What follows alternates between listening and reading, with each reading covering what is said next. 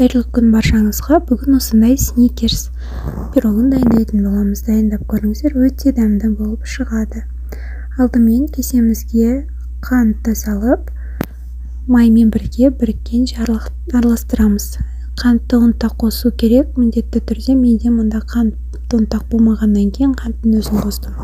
Одан кейін ұнымызға майымызды салып, какаомызды салып, разрыхителімізді салып, біріккенше араластырамыз. Қолменен осылай біріктіріңіздер міндетті түрде, өйткені қасықпен дұрыс бірікпей қалады.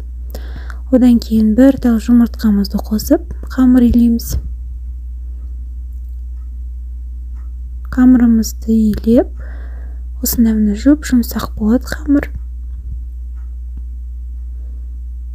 Одан кейін жартысының кішкене бөлігін алып қаламыз, бетіне жаңағы қою үшін. Одан кейін орехымызды алдымен қуырып аламыз, кішкене ғана қуырыңыздар, қатты қуырсаңыздар күйіп кетеді. Любимый деген варенканы қолдандым, осы орехқа араластырып аламыз, менде түспей қапты. Қамырымызды формаға осылайынан жайып аламыз, видеодағындай. Менде диаметрі 28. Бұл қамыр 25 минут 180 градуста қызып тұрған пеште піседі. Одан кейін барып шанышқымен осылайынан тесіп аламыз, көтерілмес үшін. Жарты қамырымызды осылай оқтаудың көмегімен домалақ диаметрі 28 қылып бірдей қылып жасап аласыздар. Домалақ қылып келтіріп аласыздар. Одан кейін бұл 3-4 минутта пісіп шығады, 180 градуста қызып тұрған пеште. Одан кейін шанышқымен осылайынан тағы да кесіп шығамыз. Қамырым пісіп шықты. Енді бұның үстіне варенка қосылған орехымызды жайып, әдемілеп бір келкі қылып жайып шығамыз.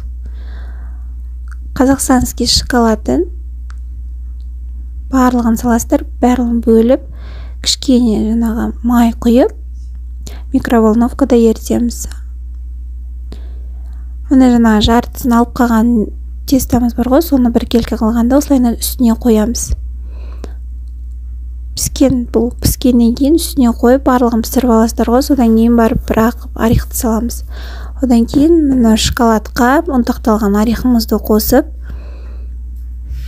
пирогымыздың үстіне құйып, бір келкі болғанша жайып шығамыз әдемілеп.